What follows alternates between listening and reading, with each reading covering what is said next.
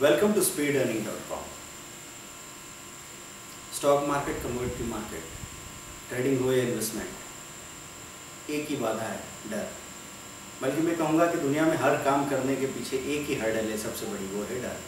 और डर के आगे जीत है, जो आप एंड में पंच लाइन सुनते हैं। गरीब उपभोग करता है, कंज्यूम करता है चीज़ों को, और अमीर इन्वेस्ट करता है, बस इतना ही फर्क है। उपभोग करना मतलब ऐसी जगह पैसा खर्च करना जो पैसा ख़त्म हो जाएगा, लौट के नहीं आएगा। निवेश करना मतलब ऐसी जगह पैसे लगाना जहाँ से वापस आने की संभावना हो, गारंटी नहीं, संभावना। तो कुछ सवाल हैं, वो अगर आप अपने आप से पूछेंगे तो आपको पता लगेगा कि आप इन्वेस्टर हैं या कंज्यूमर हैं, आप दिमाग से गरीब हैं या अमीर हैं। क्योंकि दिमाग से अगर अमीर हैं तो जेब से भी अमीर हो जाएंगे। पहले सोच में अमीर बनना सीखिए, क्योंकि गरीब वाली सोच होती है, इंसान अपना खर्चा बचाने में ऐसा लगा है कि कोई काम जो उसको आगे बहुत पैसा दे सकता है, उसको भी जरा सा खर्च बचाने के चक्कर में उसकी क्वालिटी को भी ख़त्म करने को तैयार हो जाता है। तो फिर वो इंसान कभी अमीर नहीं हो सकता। तो सवाल ये है कि आप किताबों और कॉस्मेटिक में से क्या चुनेंगे? आपको अगर 500 रुपया, 1000 रुपया मिला, आपको उसमें एक किताब खरीदनी है या कॉस्मेटिक खरीदनी है, आप किसको चुनेंगे? दूसरी चीज़, टीवी या कंप्यूटर में से क्या चुनेंगे? टीवी मनोरंजन का साधन है, कंप्यूटर भी मनोरंजन का साधन हो सकता है, नहीं तो ये आपको कुछ सिखा सकता है, आपके बिजनेस में आपके काम के घंटों को बचा सकता है। शुरू में उसको सीखने में आपको ज़्यादा टाइम लग जाएगा, इस उलझन को पार करके बाद में सुविधा ही सुविधा हो सकती है। कपड़ों या ट्रैवलिंग में से क्या चुनेंगे? कपड़े हैं जो 6 महीने बाद या 2 साल बाद आप नहीं पहनेंगे। ट्रैवलिंग में आपने जो कुछ नया देखा, सुना, सीखा, उससे आपकी अपनी अंदर से ग्रोथ होगी। और बच्चे की शादी या फॉरेन एजुकेशन, शादी में 10 लाख 15 लाख एक्स्ट्रा खर्च कर सकते हैं, या फिर 10 लाख रुपए में एक 6 महीने का कोई कोर्स ही करा दें, प्रोफेशनल या वोकेशनल कोर्स। क्या चुनेंगे आप इसमें से? इन सवालों के जवाब से ये तय होता है कि हम लोग कंज्यूमर हैं या इन्वेस्टर हैं। गरीब समय खर्च करके पैसा बचाने की कोशिश करता है, अमीर पैसा खर्च करके समय बचाने की कोशिश करता है, और फिर बचे हुए समय में दुगुना पैसा बनाता है।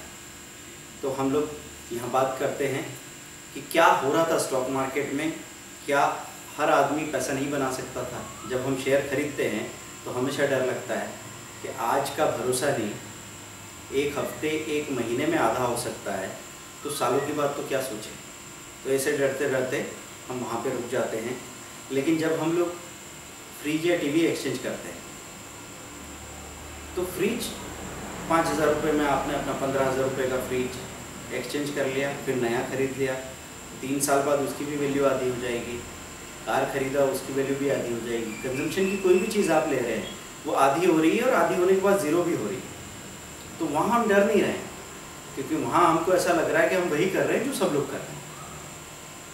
लेकिन इन्वेस्टमेंट चूँकि हमारे यहाँ उतना प्रचलित नहीं है, और इसके रिजल्ट बाद में नज़र आते हैं, तो इसके रिजल्ट दिखाने वाले ज़्यादा लोग, रोल मॉडल आपके आसपास होते तो आप बड़े आसानी से इसको सीख सकते थे। तो हमारे पिताजी दादाजी की पीढ़ी में लोग डरते हैं, और उनके तो डरने की अपनी कई वजह भी थी। इन्फॉर्मेशन और कम्युनिकेशन का सिस्टम सही नहीं था, तो कोई भी अफवाह आती थी, गिरने लग जाती थी किसी भी शेयर के भाव। दूसरा, इंडस्ट्रीज़ ग्रो नहीं करती थी, तो कितने इंडस्ट्रीज शुरू होती थी, उसमें से 100 में से 10 बड़ी मुश्किल से ग्रो कर पाती थी, तो उनका डरना वाजिब भी था। फिर दूसरा, वो लोग जितना खर्च करते थे वो खर्च उनकी इनकम से काफ़ी कम था, और उनकी सेविंग्स ज़्यादा थी। अभी तो हम लोग कंजम्पशन ही कई गुना कर रहे हैं। तो हमारे लिए ये तय करना कि 100 रुपये का एक शेयर खरीदूँ या 150 का पिज़्ज़ा एक बार में खा जाऊँ, इतना मुश्किल डिसीजन नहीं होना चाहिए। तो ऐसी घटनाएं हुई कि पहले 5000 के एक शेयर, 5000 के कोई शेयर लिए थे हमारे पिछली पीढ़ी ने या उसकी पिछली पीढ़ी ने, और वो 1000 रुपये के रह गए। बाद में हम बायर ढूंढते रहे अपने अपने शेयरों में, तो कोई बायर ही दिख नहीं रहा था। तो एक वक्त को लगा कि वैल्यू ज़ीरो ही होगी, तो रूह काँप गई आदमी की। लेकिन जितना वो चाय और पान में खर्च करते रहे, मतलब हो सकता है कि साल हर रोज का 2 रुपया, साल का 700 रुपया, अगर उतना भी शेयर बाजार में डाल के छोड़ दिया होता, ये सोच के पान खा के थूक दिया, तो आज कम से कम 1 करोड़ रुपए का पोर्टफोलियो हमारे घर में होता, उतने के शेयर्स। और ऐसा किसी ने नहीं किया, ये बात नहीं है, ऐसे 1%, आधा % लोग हैं जिन्होंने ये किया और उनके पास उससे कई गुना ज़्यादा पैसा है। क्योंकि 1980 में जिसने 13,000 रुपये विप्रो में लगाए थे, 2007 में उसके 330 करोड़ रुपए हो चुके थे। तो डर एक चीज़ है जो आपको रोक सकती है। डर में किस तरह की घटना होती है, एक व्यक्ति ट्रेन में सफ़र कर रहा था, उसके पास टिकट नहीं था, जैसे ही टीसी आया वो घबरा गया। घबराहट में ये सोचा नहीं कि अब होगा क्या ज़्यादा से ज़्यादा, या तो वो चालान बना देगा या 4 दिन के लिए अंदर डाल देगा, इससे ज़्यादा तो कुछ नहीं हो सकता था। लेकिन आदमी इतना घबराया कि चलते ट्रेन से कूद गया। तो डर ऐसे ही काम करवाता है कि एक छोटे से नुकसान से बचने के लिए आप अपना बड़ा नुकसान कर सकते हैं। तो ऐसे इन्वेस्टर यहाँ पे, या ट्रेडर ही कहूँगा, इन्वेस्टर होता तो पूरी ईमानदार तैयारी करता। अगर दूसरी एफडी या इंश्योरेंस, एफडी को आप 8 साल देते हैं, इंश्योरेंस को आप 25 या 30 साल देते हैं, कम से कम 20 साल तो देते ही हैं, तो फिर 3 साल के पहले घबराने का कारण ही क्या। लेकिन यहाँ पे कोई 100 रुपये में कोई शेयर खरीद लेता है, तो 100 रुपये में 1000 शेयर खरीद लिए। पहली गलती तो ये है कि एक साथ सारे शेयर खरीद लिए, फिर वो गिरता गया तो 50 पे और ले लिए, जब 10 रुपये हो गया तो बेच रहे हैं, ये दूसरी गलती। 100 में इकट्ठा ले लेना एक गलती है, 10 रुपये में बेचना दूसरी गलती है। अब 10 रुपये में बेचना इसलिए गलत नहीं है कि हमको पता है वो 100 हो जाएगा फिर से, हम तो ये नहीं कह रहे हैं, हम तो आपसे सिर्फ ये कह रहे हैं कि 100 में से 90 रुपये चले गए तो 10 बचा के भी क्या कर लोगे, सिर्फ एक मेंटल सेटिस्फेक्शन है, 10 भी ज़ीरो हो जाने दो। तो इस तरीके से सोचने पे आपको स्टॉक का सही रिटर्न वापस मिलता ही है, क्योंकि यहाँ पे शेयर्स की प्राइस कितनी भी कम हो जाए, लेकिन 5 से 6 सालों के अंदर अगर वो कंपनी जिंदा है तो उसके रेट ज़रूर वापस आते हैं। कैसे आएंगे ये आप 6 महीने तक या 2 साल तक इंतज़ार करते हुए भी नहीं समझ सकते, क्योंकि 2-2 साल तक स्टॉक के भाव नहीं आते। हीरो होंडा का शेयर था 1100 रुपये में, आदमी ने ले लिया, 750-800 रुपये तक चला गया गिर के, और 3 साल तक उसने वापस 700-750 का लेवल नहीं छुआ। तो लगता था कि ज़िंदगी में कभी ये वापस 1100 होगा नहीं। वही हीरो होंडा 2-2.5 हज़ार रुपये के भाव पे आपके सामने आपने देखा है।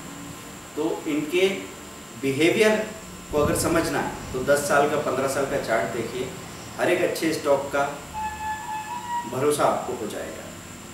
तो आगे क्या होगा ये ना तो हमें कंफर्म था, ना हमारे दादाजी को कंफर्म था, लेकिन हमें इतना पता है कि जितना पैसा हम कंज्यूम करके बर्बाद कर देते हैं उसका 10% कहीं कुएं में डाल के भी भूल जाए तो कोई दिक्कत नहीं होगी। तो हमको एक ही बात का ध्यान रखना है कि किसी दोराहे पे आप खड़े हैं, दाएं जाएंगे या बाएं जाएंगे, पता नहीं सही रास्ता कौन सा है, गलत कौन सा है, लेकिन अगर 1 घंटे तक खड़े खड़े सोचते ही रहे कि किधर जाऊं तो खड़े खड़े ही थक जाओगे। मैं आपसे कहूँगा कि बगैर डरे बिंदास चलना शुरू करो, ज़्यादा से ज़्यादा क्या होगा। पैसा ही है, पैसा जाएगा वापस आ जाएगा, लेकिन समय जाकर कभी वापस नहीं आता। समय की कीमत ज़्यादा है। अगर आपको अमीर बनना है तो ये बात अपने दिमाग में डालनी पड़ेगी और डर के बाहर चले जाओ।